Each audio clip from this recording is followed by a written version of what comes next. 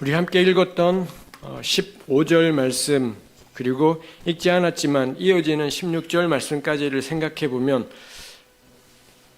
가난한 자와 세력 있는 자 이런 표현들이 15절에 있고요. 16절에는 백성 중에 돌아다니며 사람을 비방하고 이웃의 피를 흘리고 또 이런 말씀들도 있어서 오늘 우리가 다루려고 하는 본문의 기본적인 배경은 분쟁입니다. 함께 살아가는 사람들 사이에 사이가 좋은 것이 아니라 뭔가 갈등이 생겼고 뭔가 문제가 생겼고 분쟁이 생긴 상황들인 거지요. 이렇게 이웃 사이에 갈등과 분쟁이 생겼을 때 그럼 우리는 어떻게 대응하고 어떻게 살아갈 것이냐를 생각해 보려고 합니다. 15절 말씀은 그럴 때 너희는 재판할 때라고 하면서 재판이라는 것이 작동한다라는 걸 알려주고 있습니다. 우리 교우들께서는 구약 성경에서 재판이 언제부터 생겼을지 생각해 보신 적이 있을런지요? 최초로 재판에 관한 이야기가 나오는 것이 출애굽기 18장입니다.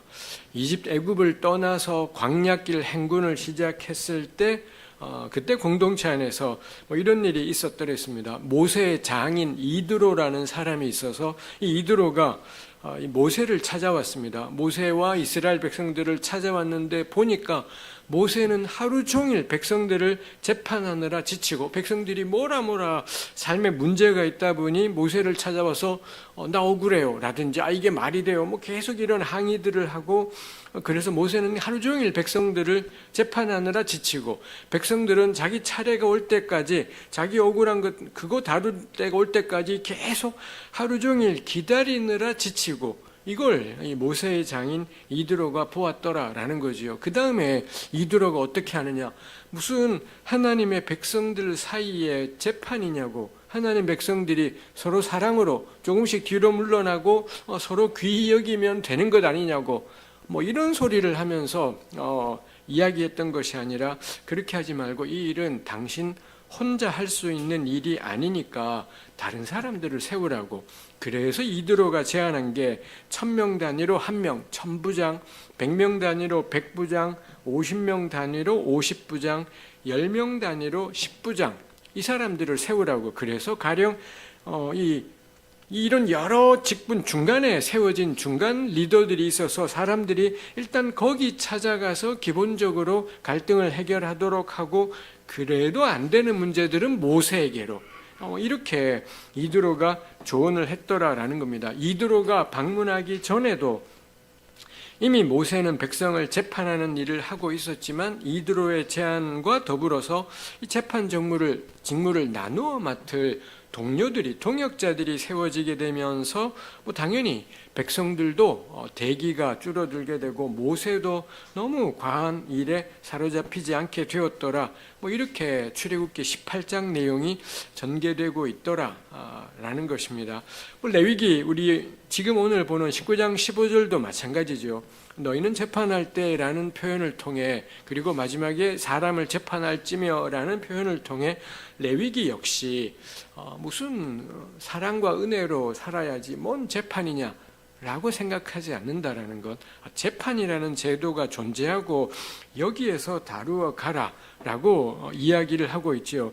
우리 16절도 아까 언급했지만 이어지는 17절에도 마음으로 미워하고 가 있고 18절에 가면 원수 갚지 말고 동포 원망하지 말라.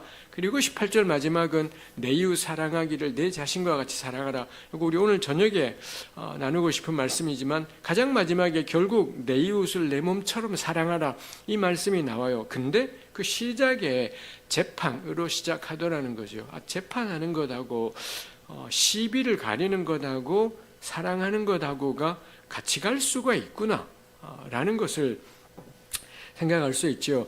재판제도에 대한 이야기가 나오는 또 다른 본문이 있습니다. 신명기 1장입니다. 신명기는 출애굽에서 이 광야를 40년 방랑하고 가장 마지막에 이르러서 모세가 지난 시간을 회고하는 내용입니다. 회고하면서 신명기 1장 첫부분부터 쭉 회고하면서 그때 그랬지 하면서 이야기하는데 그러면서 모세가 회고하는 게 재판 입니다. 그때 그랬다면서 내가 백성들의 괴로운 일, 힘겨운 일, 다투는 일, 이 모세의 회고입니다. 너희들의 괴로운 일, 힘겨운 일, 다투는 일, 이거 혼자 다 다루느라고 너무 버거웠었고, 그래서 모세가 우리 이러지 말고 지파마다 사람들을 세우자 해서 1000부장, 100부장, 50부장, 10부장을 세워서 재판을 나누어 맡게 했다. 뭐 이런 이야기가 이 신명기의 1장에서 모세의 회고로 나와 있는 것을 볼 수 있습니다. 거기에서도 모세는 뭔 재판이야가 아니라 재판을 맡는 여러 사람을 세우는 것으로 대응했더라 라는 것이지요. 재판제도의 기원에 대해서 그래서 우리가 가진 성경책은 2개의 버전을 가지고 있습니다. 출애굽기 18장에는 모세의 장인 이드로가 제안하기를 동역자 세워라 이렇게 대응을 했고요. 신명기 1장에는 모세가 스스로 이 동역자를 세워야 되겠다. 뭐 이렇게 결정했다라고 되어 있습니다. 그래서 진상은 뭔지 모르겠습니다. 이드로의 제안 때문에 재판 이 동역자들이 생긴 건지, 모세 스스로의 판단 때문에 제안이 생긴 건지, 아니면 신명기 1장에 모세는 이드로의 제안 때문에 재판이 생겼으면서도 우리 원래 그렇잖아요. 지가 잘한 건 생각나고 남이 잘한 건 별로 생각이 안 나고 뭐 이러는 게 본성이다 보니 모세 역시도 한참 전에 이드로가 권면했던 건 훅 다 까먹어버리고 내가 했다라고 뭐 이렇게 표현하는지 모르겠습니다. 분명한 건 이 2군데의 본문 전부 다 하나님은 개입하지 않는다는 겁니다. 출애굽기 18장에서도 이드로가 동역자 세우세요 권면할 때 제가 기도하는데 하나님이 이런 지혜를 주셨어요 이런 소리 하지 않습니다. 그 다음에 신명기 1장에 모세도 내가 너희의 괴로운 일 힘겨운 일 듣고 재판하느라 너무 지쳐서 괴로워할 때 주께서 나에게 이렇게 하라 하셨다 이따위 소리 같은 거 하지 않습니다. 그냥 이드로는 지가 권면하고요, 모세는 자기가 결정을 해서 이런 동역자들이 세워졌다라고 이야기를 하는 거죠. 신명기 1장에 보면 그때도 모세는 자기가 제안해서 이렇게 1000부장, 100부장, 50부장, 10부장 세우면서 이야기하기를 재판은 하나님께 속한 것입니다 라고 이 공동체에게 이야기를 하죠. 명백하게 사람의 생각입니다. 사람의 아이디어로 재판 제도가 시작되고 요거를 작동하면서 모세는 재판은 하나님께 속한 것입니다 이런 표현을 하더라는 거죠. 해서 재판이 하나님께 속한 것이다 라는 표현은 하나님이 명령하셔서 재판이 시작되었다라는 뜻은 아닙니다. 저 2본문 어디에도 하나님의 명령이 아니기 때문에. 근데 모세는 왜 재판은 하나님께 속한 것이라고 말하느냐? 하나님이 말씀하셔서 시작된 것이 아니라 이 재판이야말로 사람들이 하나님에게 행하듯이 서로의 갈등과 분쟁을 보면서 잘 살펴서 악은 벌하고 선은 권장하고 불의한 사람은 징계하고 억울하고 괴로웠던 사람의 눈물을 닦아주고 이거 딱 하나님이 하시는 일이라는 거죠. 결국 하나님께서 그 백성들에게 하셨던 게 내 분한 것들, 내 억울한 것들 세상 누구도 몰라주는데 우리 하나님께서 내 억울함을 알아주시더라, 내 속상하고 괴로운 것들을 우리 하나님이 해결하시더라 라는 점에서 그게 재판은 하나님께 속한 것 이다라는 말씀의 의미라는 거죠. 오늘 제가 나누는 설교의 전체 주제는 하나님과 동행하는 것입니다. 하나님과 동행하는 것, 하나님과 동행한다라는 건 하나님이 나를 강제로 끌고 가는 것이지 않습니다. 제 멱살을 잡고 이 목을 잡고 강제로 가기 싫다는 걸 억지로 끌고 가는 이런 것은 아닙니다. 우리 삶의 어떤 국면에는 하나님이 우리를 강제할 때도 있었더랬습니다. 저 옛날에 이 모교에 있을 때 정말 기도하기 싫었더랬습니다. 너무 기도하기 싫었고 제가 25살에 신학교를 갔는데 너무 기도하기 힘들었고 우리 목사님은 그냥 기도하는 제 평생의 스승입니다. 그분 그냥 기도하시는 분이고 그분 유별나셔서 이 강원도 철원에 있는 대한수도원이라는 데서 은혜를 받으셨고 그 은혜 받았다는 게 흔히 보통 왜 성령의 불체험 뭐 이런 거 있지 않습니까? 막 은사 겁나 세고 하여튼 그랬던 분이셨습니다. 그리고 그분 이 평일에 교회 가서 주무세요. 그분 개척하신 교회였었는데 교회 가서 주무시고 새벽 기도하고 집에 오시고 저한테 한 번도 같이 가자고 이야기하신 적이 없습니다. 근데 새파란 전도사가 목사님이 교회가 주무시는데 제가 어떻게 집에 자빠져 자겠어요. 기도는 너무 하기 싫었지만 그냥 울며 겨자 먹기로 목사님 따라가요. 교회 봉구차 있으니 그걸 목사님이 몰게 할 수는 없으니 제가 몰고 목사님 같이 가시죠 하고는 한 10시쯤에 교회 가는 겁니다. 그러고는 교회 가서 기도하고 자고 아침에 새벽 기도하고 집에 돌아와요. 저 25세 결혼했더랬습니다. 근데 그 신혼에 교회 기도하러 가서 그건 좋았었어요. 아내랑 덜 같이 있어도 되는구나 뭐 이것도 있긴 했었습니다만 하여튼 뭐 수요 예배가 있을 때 주일 저녁 예배가 있을 때 빼고는 그냥 수요일 날 금요 심야기도 주일 요 3일 빼고 나머지는 이제 교회 가서 자고 너무 하기 싫었던 너무 괴로웠던 뭔 기도를 이렇게 하라는 거지 그냥 죽었구나 생각하고 그게 한 10여 년이 이어졌던 것 같습니다. 아마 제 인생에 그때는 하나님이 강제로 끌고 가는 멱살 잡고 왜 젊은 사람 말로 하드캐리 한다 그러니 붙잡고 그냥 생으로 끌고 가는 시간이었던 것 같습니다. 근데 늘 그렇게 살 수는 없지요. 저한테 기도하는 시간은 하나님이 생으로 끌고 간 시간이었지만 뭐 그때도 나머지 시간들은 그렇게는 우리가 살아갈 수 없지 않습니까? 하나님과 동행한다라는 건 뭔가요? 나도 결정해야 돼요. 모든 걸 하나님이 다 결정해 주시는 것이 아니라 거의 대부분의 순간에 하나님은 말씀이 없으시죠. 이거 해라 저거 해라를 하나도 이야기하지 않고요. 누가 해야 되나?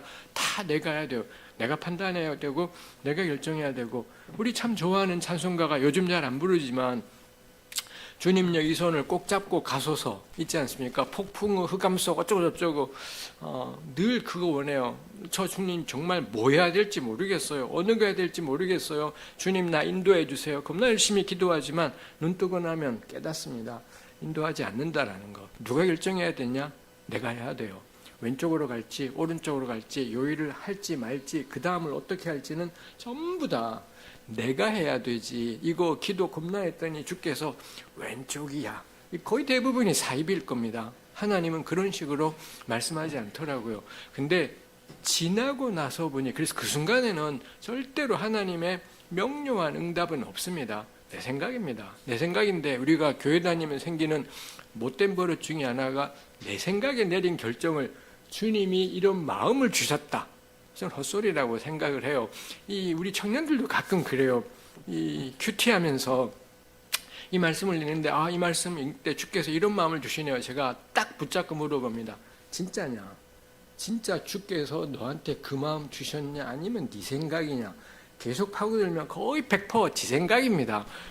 이거 교인들이 이러는 거 목사가 못된 버릇을 보여서일 겁니다. 이 하나님 말씀을 전하면서 주께서 오늘 우리에게 이렇게 말씀하십니다. 저는 묻고 싶어요.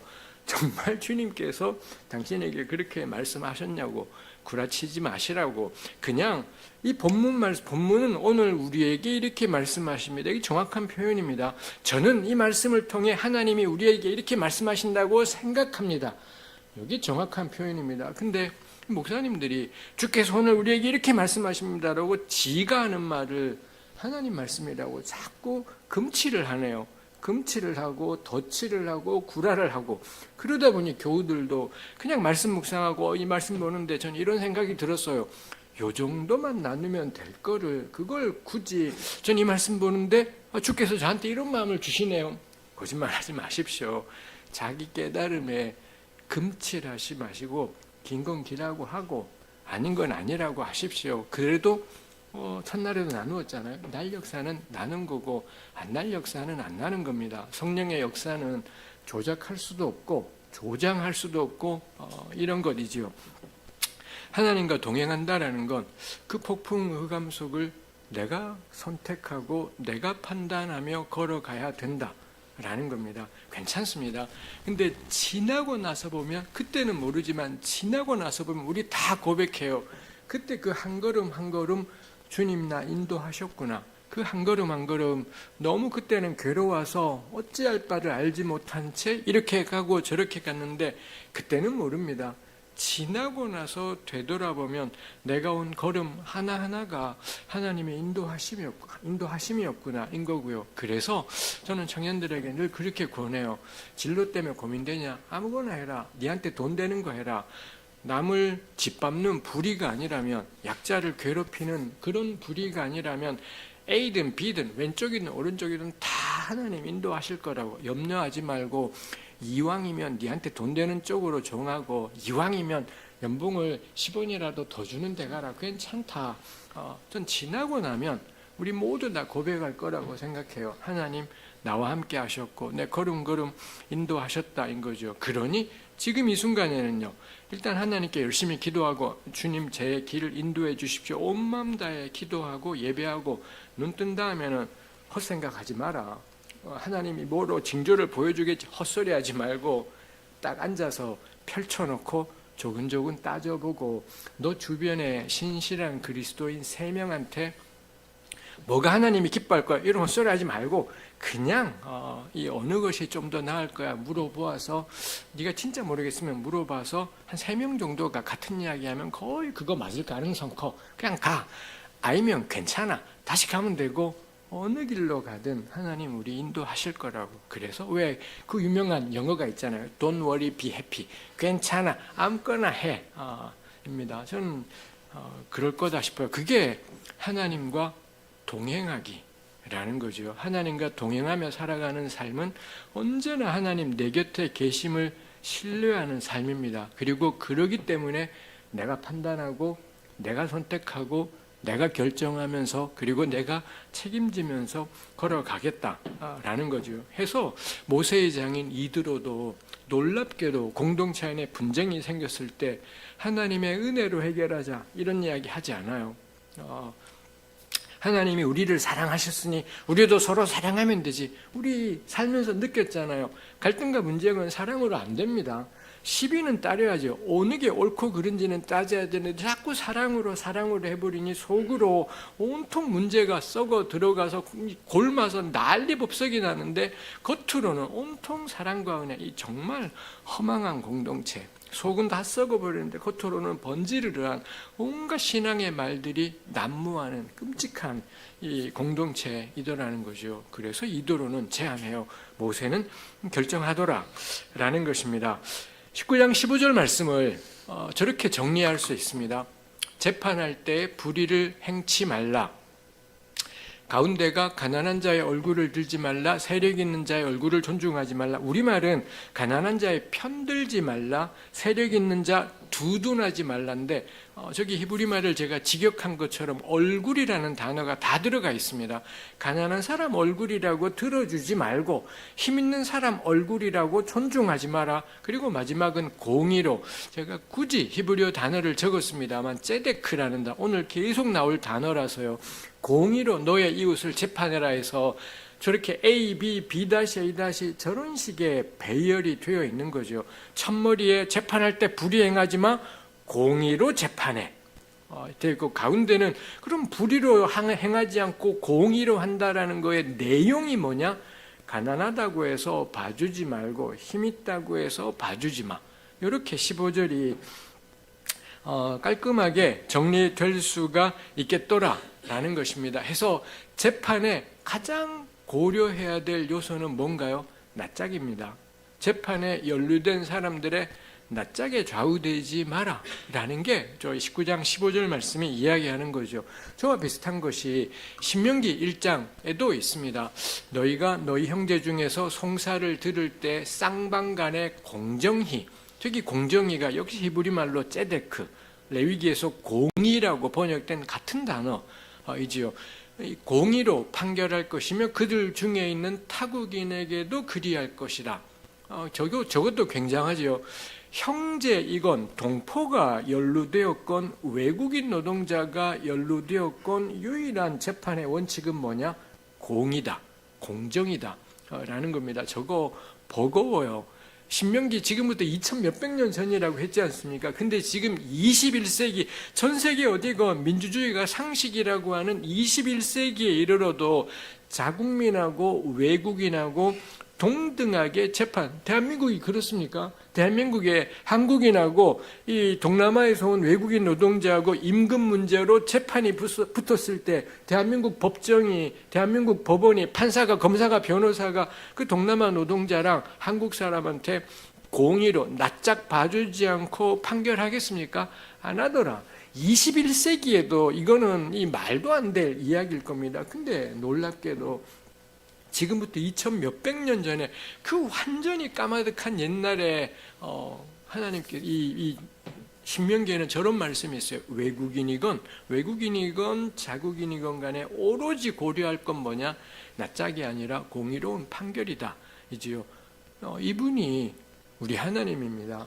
우리 하나님은 뭐 아무것도 없이 하나님이 세상 모든 신 가운데 가장 강해 이렇게 말씀하시는 게 아니라 그 2000 몇백 년 전에 고대를 배경으로 한 책인데도 불구하고 외국인에게나 자국인에게나 동등하게 해당되는 이 판단, 이게 우리가 믿는 신앙입니다. 그래서 우리가 믿는 신앙은 교회 바닥에만 통하는 이야기가 아니에요. 우리끼리 예수 믿는 사람들끼리만 역시 우리 하나님이 최고지 뭐 이런 정도가 아니라 저는 온 세상 전부를 덮고도 남는 것이 우리 하나님의 가르치심인 거죠. 예수는 우리가 고백하고 증언하는 예수는 이런 분이시구나가 있지요. 계속해서 재판은 하나님께 속한 것인즉 너희는 재판할 때 외모를 보지 말고 귀천을 차별 없이 듣고 사람의 낯을 두려워하지 말 것이며, 저기 외모, 낯 전부 다 얼굴이라는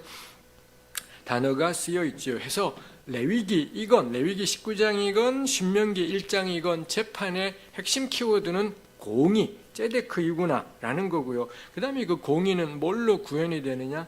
낯짝에 좌우되지 않기 라는 겁니다. 재판이 벌어졌는데 한쪽에는 너무 경제적으로 가난하고 사회적으로도 하나도 내세울 것 없는 이런 가난한 노동자가 한쪽에 있고, 다른 쪽에는 부를 지니고 있고 대단한 부를 지니고 있고 권력도 지니고 있어서 누가 보더라도 그 사회의 유지라든지 아니면 힘 있는 사람이 이렇게 둘이 재판에 붙었을 때, 이런 경우에 이 가난뱅이하고 이 부유한 사람하고 어쩌다가 이렇게 시비가 붙었을런지요. 이런 상황이 생겼을 때 그게 레위기의 배경이고 신명기의 배경이죠. 그럴 때 이 하나님의 말씀은 우리에게 명령해요. 낯짝 보지 말라고.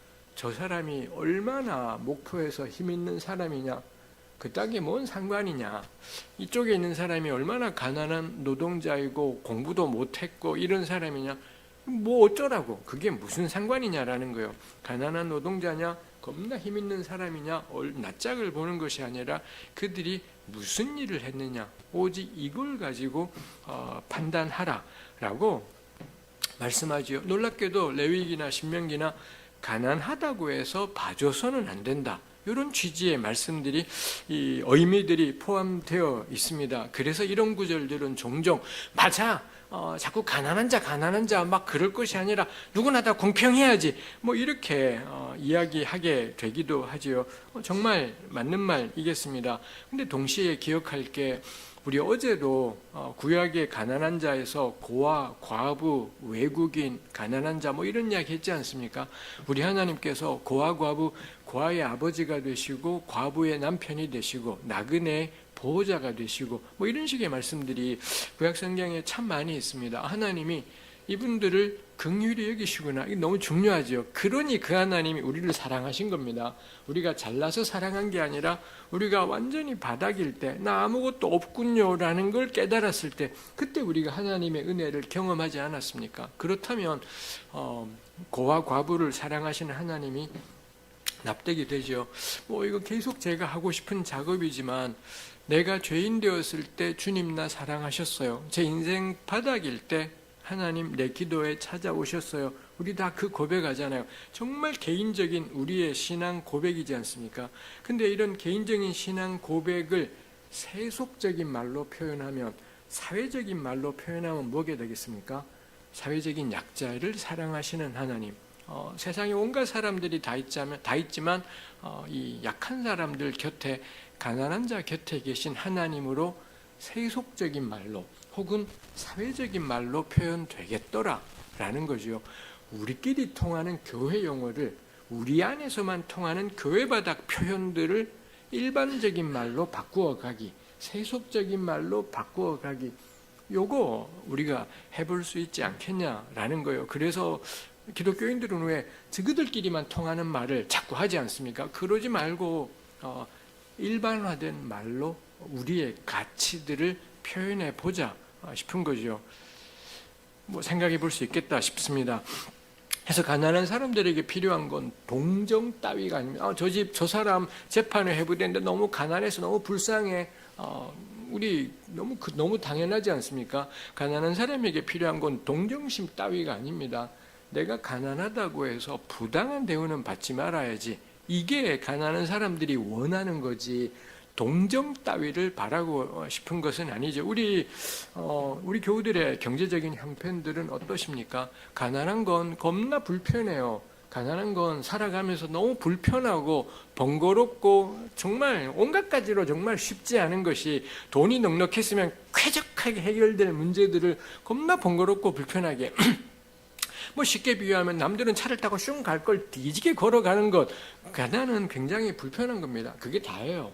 그냥 불편한 겁니다. 불편하고 번거롭고 힘겹고 이런 것이 있겠죠. 그냥 그게 다인 거죠. 그러니 동정 같은 거 할 필요 없습니다. 가난하다고 1푼의 동정도 받을 이유가 없죠. 다만 내가 가난하다는 이유 때문에 마땅히 받아야 될 인간으로서의 대접을 못 받는다면, 내가 가난하다는 이유 때문에 월급이 작고 연봉이 작다는 이유 때문에 인간으로 마땅히 받아야 될 존중을 못 받는다면 그게 문제이지 않겠습니까? 저는 이 본문이 말하는 것이 그것이겠다 싶어요. 우리 인류 역사가 시작된 이래 지금까지 재벌하고 노동자하고 재판에 붙었을 때 우리 다 알아요. 이 법이 공평하게 굴러가지 못한다라는 걸. 가령 우리 교우들께서 억울한 일을 당했을 때 변호사를 선임해야 되지 않습니까? 우리가 선임할 수 있는 변호사가 있고요. 가령 이런 재벌이나 힘 있다는 사람들은 어디를 선임하나? 왜 김앤장이라고 들어보셨지 않습니까? 이 대한민국 굴지의 로펌들이 있어요. 김앤장이니 뭐 율촌이니 태평양이니 이런 쟁쟁한 김앤장 로펌에서 거기서 고용한 변호사가 있고요. 우리가 억지로 막 빚내가지고 겨우겨우 구한 변호사가 있습니다. 이거 저는 가끔 궁금해요. 우리 새로운 교우들 가운데 법조계에 계신 분이 있을지 모르지만 뇌물 아니야 이거? 뇌물하고 가령 겁나 부자는 김앤장을 살 수 있고 가난뱅이들은 못 사든지 국선 변호인이 붙기든지 해요. 근데 그렇게 되면 100% 재판에서는 집니다. 내가 뭘 했냐로 승부가 나는 게 아니라 누구를 변호사로 선임했냐로 이게 승부가 난다면, 이건 돈지랄인데, 이건 결국 돈인데, 이 공의가 지배하는 세상이 아니라 돈이 지배하는데, 그래서는 기독교인이시면서 법조인인 분들에게는 참 당신 예수 믿기 어려울 것 같아요 라는 생각이 저절로 들어요. 예수를 믿으면서 올바른 법조인으로 살아가는 건 이거 하늘의 별 따기일 것 같은데 싶은 생각이 들기도 하죠. 가난한 사람에게 필요한 건 자선이나 동정이 아닙니다. 공의, 인간으로서 마땅히 받아야 될 대우, 저쪽에 힘 있는 사람이 받는 인간적인 대우를 가난한 노동자인 나도 받는 것, 요거 레위기에서 이야기하고 있는 것이지요. 재판이 얼마나 중요한지 성경 곳곳에 하나님을 가리켜 재판장이라고 표현하지요. 이사야 33장에 대저 여호와는 우리의 재판장이시오. 시편 68편에 그의 거룩한 처소에 계신 하나님은 고아의 아버지시며 과부의 재판장이시라. 뭐 이런 말씀들이 있죠. 마지막 구절은 가톨릭 성경에만 있는 구절이지만 하나님은 미천한 이들의 하나님, 비천한 이들의 구조자, 약한 이들의 보호자, 버림받은 이들의 옹호자, 희망 없는 이들의 구원자, 구약 성경 전체를 관통하는 말씀이다라는 것입니다. 우리 15절에 재판 이야기 하고 있습니다.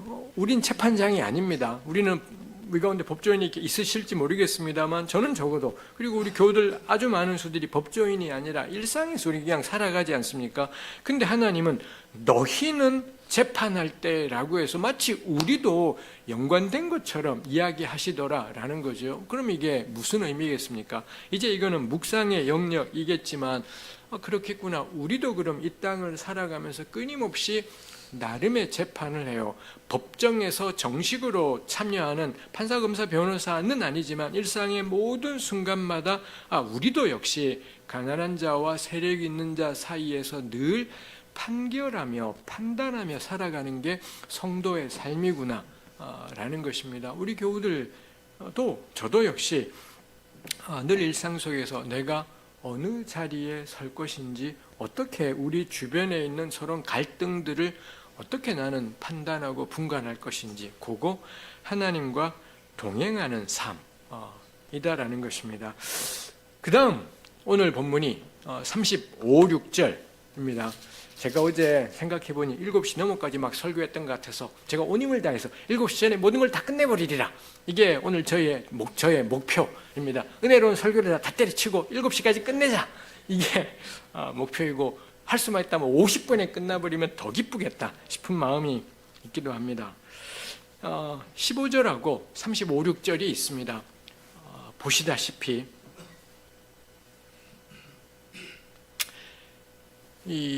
저기에 나와 있는 것이 제가 세번역에서 옮겨 놓은 용어 같습니다. 그래서 15절 왼쪽 위에가 공정하지 못한 재판을 해서는 안 된다인데, 제가 옛날에 세번역 버전으로 썼던 걸 가지고 왔군요. 우리말로는 이 개역성경에서는 너희는 불의를 행하지 마라, 재판에서 불의를 행하지 마라가 있지 않습니까? 근데 35, 6절도 우리 보시면은 35절 끝에 불의를 행하지 마라가 있습니다. 세번역은 저렇게 완전히 다른 말을 써버렸지만 똑같은 이브리 말이 불의를 행하지 마라, 불의를 행하지 마라가 양쪽에 다 있고요. 그 다음에 15절은 재판에서가 있고, 35절에 가면 재판에서 다음에 더 있어요. 길이에서, 무게에서, 양에서가 더 있어요. 그럼 길이, 무게, 양 이런 걸 우리가 도량형이라고 부르지 않습니까? 이런 도량형이 가장 중요하게 작동하는 상황은 어디겠습니까? 요거 시장이구나 싶은 것이죠. 그 다음 마지막에 재판 같은 경우 공의로 판단해라, ጼ데크라는 단어를 써서 공의로 재판해라가 있고요. 36절은 우리 개역의 번역으로는 공평한 저울, 세번역은 발은 했는데 공평한 저울, 근데 그 공평한이라고 번역한 히브리말 단어가 뭐냐? ጼ데크 이도라는 겁니다. 해서 이 재판하고 이쪽에 도량형하고 전부 다 해야 될 건 뭐냐? 공의. 재판에서의 공의는 공의로운 판결이고요.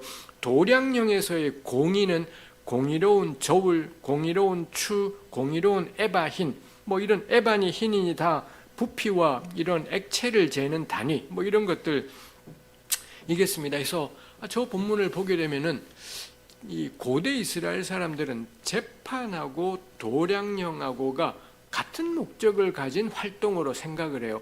재판이건 시장터에서건 행하지 말아야 되는 건 불의, 행해야 되는 건 공의라는 점에서 같은 차원의 이 일들을 늘어놓고 있구나라는 거죠. 이게 생각해 볼 만합니다. 우리 왜 사농공상이라는 말을 알지 않습니까? 선비, 농부, 공업, 그 다음에 마지막이 상, 장사해서 우리 조선시대 때 이런 표현들이 나왔으려나요? 근데 조선시대뿐 아니라 고대의 유럽이나 뭐 중동 지방이든 뭐 이 동아시아 3국이든 간에 아주 옛날부터 인류는 어느 결에 선비, 이런 사람이 그 사회의 최정점인 거고요. 그 다음에 농부가 있고, 그 다음에 물건 만드는 사람은 농부보다는 천시 여겨지던 사람들이었고, 가장 밑바닥에 뭐냐? 장사하는 사람들.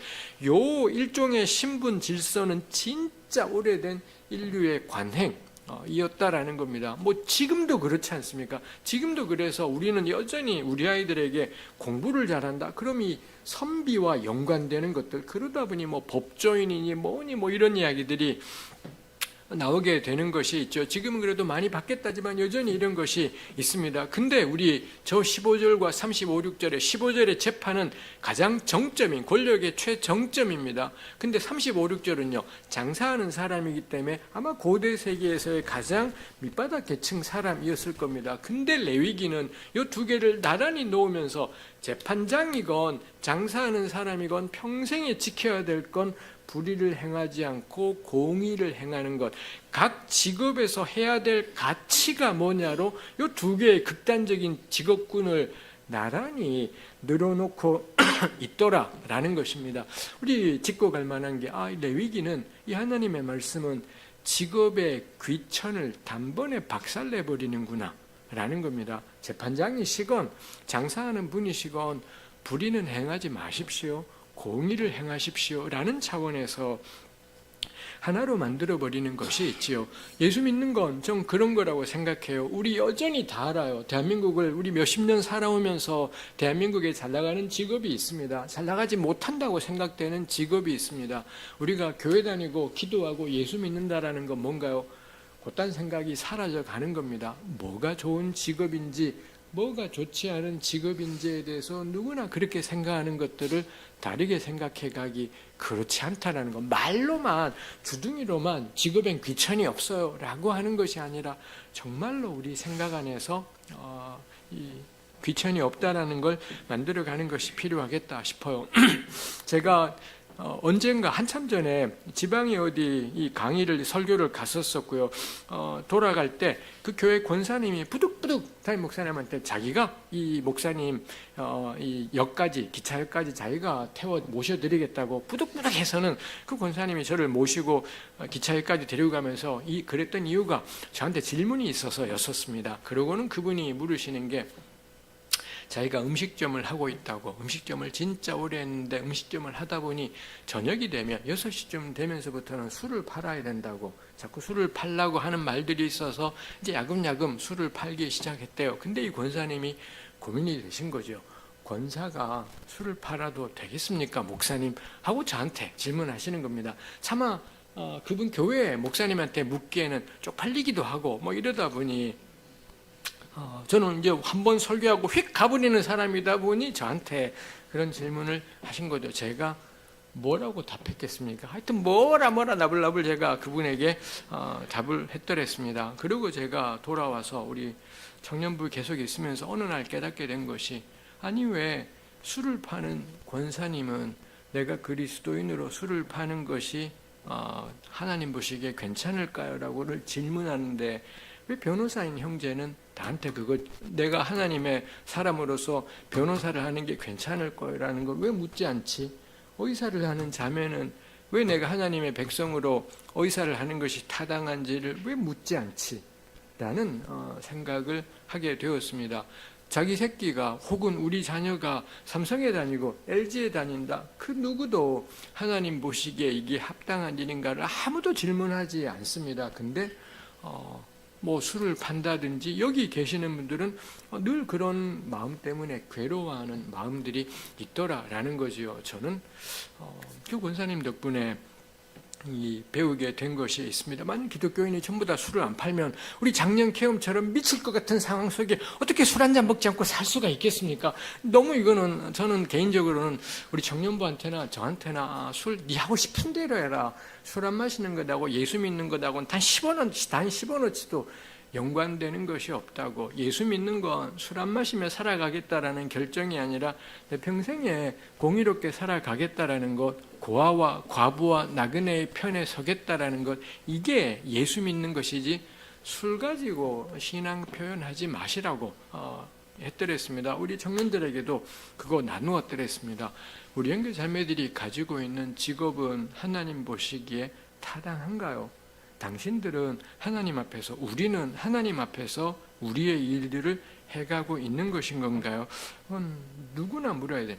술 파는 분이 그분들만이 궁금해할 것이 아니라 어떤 직업을 가지고 있건 질문해야 될 일이지요.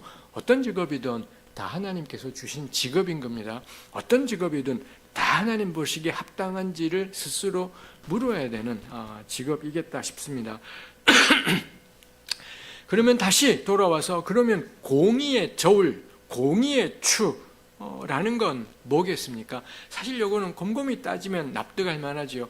재판할 때 낯짝을 보아주지 않는 게 공의였다면 공의로운 저울 역시 낯짝을 고려하지 않는 저울일 겁니다. 그래서 저런 풀이가 있습니다. 역시 신명기에 나오는 말씀인데 너는 너의 주머니에 두 종류의 저울추 곧 큰 것과 작은 것을 넣지 말 것이며 내 집에 두 종류의 곧 큰 것과 작은 것을 두지 말 것이요. 결국 공의로운 저울추의 의미는 뭔가요?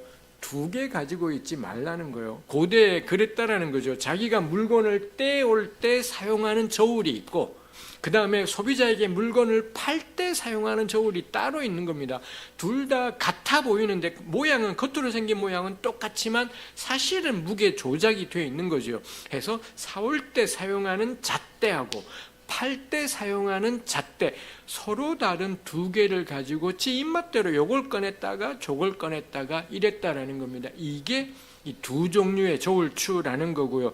그걸 레위기 19장에서 그래서 공정한 저울이 의미하는 게 뭐냐? 뭐 저울 자체가 유별나게 특별한 게 아니라 나한테나 남한테나 같은 저울을 사용하는 것, 내가 사올 때나 내가 팔 때나 같은 걸 사용하는 것, 이거 겁나 힘든 일이지 않습니까? 우리가 잣대를 가지고 남한테는 갖다 대는 잣대를 지한테는 적용하지 않는 경우들이 얼마나 많이 있습니까? 이거 제가 전공 가운데 하나기도 해요. 제가 운전할 때는 정말 베스트 드라이빙이 다 추월하면서 정말 운전 잘하네고요. 남이 그렇게 하면 저 자식이 저렇게 급하면 어제 가지 왜 오늘 나와서 저런데 막 뭐 이런 당장 저한테도 잣대가 다르지 않습니까? 나에게나 남에게나. 그래서 이 말하고 싶은 것이 저거죠. 그 다음에 계속 이어지는 표현이 오직 온전하고 공정한 저울추를 두어라. 근데 그 저울추를 꾸며주는 말이 온전하고가 히브리어에서 샬롬입니다. 그 다음에 공정하니 우리 계속 공이라고 나왔던 ጼ데크라는 단어입니다. 참 인상적인 게 저울추를 가리키는데 샬롬이라는 말이 쓰여 있더라는 거죠. 우리 샬롬 교회 바닥에서 평화이지 않습니까? 평안하세요, 샬롬 뭐 이렇게 하는 것이 있습니다. 근데 정말 놀라운 게 그 샬롬, 평화 겁나 나른해질 것 같은데 그게 저울추를 꾸며주는 말, 시장터에서 물건값의 기준이 되는 그런 저울추를 꾸며주는 말로 샬롬이라는 말이 쓰여 있더라는 거죠. 제가 줄기차게 나누고 싶은 우리끼리 통하는 교회 바닥 용어를 세속적인 가치로 표현해내기, 교회 바닥끼리만 기독교인들끼리만 통하는 말을 일상 영역에서 적용될 수 있게 표현해내기 라는 거죠. 여기서는 저울추를 샬롬을 저렇게 풀어내지만 우리 교회에 어쩌면 가장 중요한 단어는 은혜 뭐 이런 단어가 있을지도 모르겠습니다. 요거 기독교인들의 입에 붙어요. 우리 교회 좀 다니면 뭐 하나님 은혜죠, 주님의 은혜죠 하는데 도대체 그 은혜는 속된 말로 뭘로 표현할 수 있겠냐? 제가 지금 하겠다라는 것이 아닙니다. 그런 작업을 우리가 해야 되지 않냐라는 거예요. 그래야지 바깥 세상하고 대화가 될 텐데 우리의 모든 이야기는 우리끼리만 통해요. 교회 안 다니면 안 통할 이야기들이 너무 많이 있다 싶은 것입니다. 말씀을 후다닥 마무리하겠습니다. 이러다 보니 제가 직업을 꽤 여러 개 다루었습니다. 농부의 거룩은 뭔가요? 그가 남겨둔 모퉁이, 그게 그의 거룩입니다. 고용주의 거룩은 뭔가요? 제 시간에 지급한 품삯이었던 거고요. 재판관의 거룩은 뭔가요? 낯짝을 보아주지 않는 판결이었고요. 장사하는 사람의 거룩은 뭔가요? 저울추입니다. 레위기가 하고 있는 일이 세속적인 말로 표현하기구나 라는 걸 생각하게 되죠. 근데 딴 집들은 다 저울추 작업을 이렇게 저렇게 요령을 부리면서 두 종류를 사용해서 이득을 남기고 이득을 취하는 겁니다. 근데 나는 하나의 저울추만 가지고 살아가려고 하니 어떻게 살아남을 수가 있겠습니까? 그래서 이 상황에서 우리한테 등장하는 게 기도인 겁니다. 하나님의 도우심을 구하는 기도를 하고 새벽에 기도하고 말씀을 묵상하고 공동체와 함께 예배하며 중보를 부탁해요. 날 위해 기도해 달라고 부탁을 하고 이게 있을 때 이 찌질하고 못난 우리가 놀랍게도 한 종류의 저울추를 가지고 살게 하더라라는 거죠. 우리의 기도가 우리로 하여금 공의롭게 살아가게 해요. 우리의 기도가 우리의 예배가 우리로 하여금 그래도 모퉁이를 꼼지락꼼지락거리면서도 모퉁이를 남기며 살아가게 하더라 라는 것입니다. 저는 세상을 향해 우리가 내세울 것은 우리가 어떻게 기도하는지 하나도 내세울 것이 없고, 우리가 어떻게 열심히 예배하는지 알아서 해라, 네가 하고 싶은 대로 해라 일 것 같습니다. 우리가 표현할 수 있는 건 뭔가요? 어떻게 기독교인들이 세상에 살면서 줄기차게 지그앞가림도 버거운데 모퉁이를 남기며 살아가는지, 지그 살아가기가 흔들흔들 거리는데도 제 시간에 이 노동자들에게 월급을 지급을 해요. 그리고 나도 버거운데도 어떻게 해서건 공의의 저울추를 사용하며 살아가더라. 이게 저는 세상을 향해 우리가 볼 수 있는 모습이고요. 기도는 알아서 하십시오. 기도는 우리가 하는 겁니다. 우리가 함께 모여서 내가 기도하고 내가 예배하는 거지만, 이거를 세상에 드러내는 게 아니라 이 거룩한 삶이 세상 속에서 드러나는 것이구나 싶습니다. 오늘 하루도 각자 있는 직업 속에서 거룩하게 사시면 좋겠습니다. 한 가지 마무리할게. 그럼 여러분의 거룩은 뭔가요? 이 설교 언젠가 했을 때 우리 청년 중에 하나가 저한테 질문하더라고요. 목사님, 그러면 저는 회사 다니는데 회사원의 거룩은 뭔가요? 제가 그 청년에게 탁 때리고는, 네가 생각해라. 왜 나보고 지랄이냐? 내가 회사를 다녀? 내가 직장 생활을 해? 나는 목사고 신학교에서는 선생인 겁니다. 내가 개뿔 직장에 대해서 뭘 알겠냐고. 네가 결정하라고. 이제 너무 당연하지 않습니까? 회사 다니는 사람들끼리 함께 모여서 회사원의 거룩은 뭔지는 당사자들이, 그럼 목사가 그걸 어떻게 알겠습니까? 목사인 제가 할 수 있는 것, 레위기 19장에 이런 말씀이 있어요. 이 의미를 푸는 건 제가 할 일인 겁니다. 근데 그거에 따라서 그럼 이 교육 노동자, 교육 현장에 계신 분들의 거룩은 뭔지는 당신들이 생각하시라고. 은행 관련 쪽에 일하시는 분들의 거룩은 뭔지, 병원에 근무하시는 분들의 거룩은 뭔지, 장사하시는 분들의 거룩은 뭔지 당신들이 생각하시라고. 그걸 왜 목사한테? 각자가 곧 비슷한 사람들끼리 모여서 우리의 거룩은 무엇일지를 궁리하는 겁니다. 그리고 몇 가지의 원칙을 정하는 거죠. 살다가 아닌 게 고치면 돼요. 고치고 받고. 이거 뭔가요? 하나님과 동행하기입니다. 우리 곁에 계신 하나님을 신뢰하면서 뭐라도 꼼지락거리며 판단하고 결정하며 걸어가는 삶, 하나님과 동행하는 복된 하루가 되시면 좋겠습니다. 기도하겠습니다. 하나님, 우리 하나님 나라의 거룩한 백성으로 부르셨으니 우리 삶의 현장 곳곳에서, 내가 살아가는 삶의 곳곳에서 하나님을 본받아 거룩한 삶을 살게 하시고, 때로 버겁고 참으로 힘겹지만 하나님 곁에서 하나님과 동행하는 삶을 살아가게 하옵소서. 예수님의 이름으로 기도합니다. 아멘.